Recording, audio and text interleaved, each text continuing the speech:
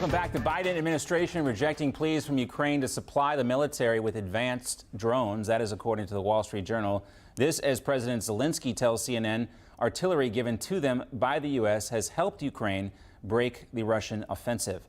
For the latest developments on the war in Ukraine, let's check in with correspondent Shelby Wilder. Great to see you, Shelby. Hi, John. It's great to be with you. Well, the news we're following here in Ukraine is that Russia has said they are retreating from the strategically important city of Kherson in the south of Ukraine.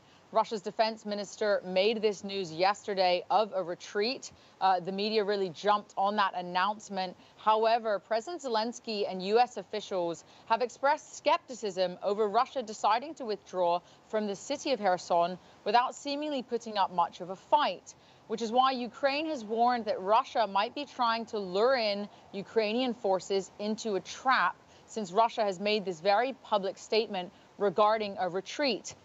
And that's really why Ukraine's military is proceeding with caution. But we know that even in the last day alone, Ukraine's armed forces have recaptured 12 settlements in the Kherson region, so they're still pressing ahead.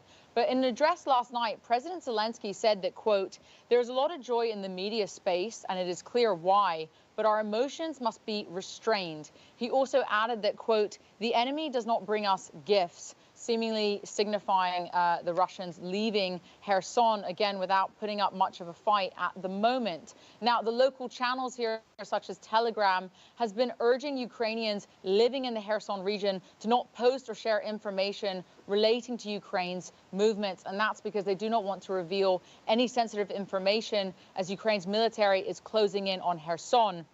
Now, Ukraine's military has been monitoring signs of a Russian withdrawal, such as Russia blowing up bridges around Kherson, trying to stop Ukraine's military from advancing. But Ukraine has also said that there are signs that some Russian troops remain in the city and they could be digging in for urban combat. So we'll really have to see now what is awaiting Ukrainian forces as they will close in on Kherson, whether there will be a battle or not. And if Russia is retreating, it will deal another significant blow to Putin and his war efforts in Ukraine. Shelby Wilder for us live in Ukraine. Thank you, Shelby. Stay safe. No crooked establishment. None of that twisting the truth. No talking down to me. Don't tell me how to think. Don't tell me how to think. Don't tell me how to think. I trust Newsmax. Newsmax. They don't tell me how to think. They let me decide. Newsmax. Real news For real people.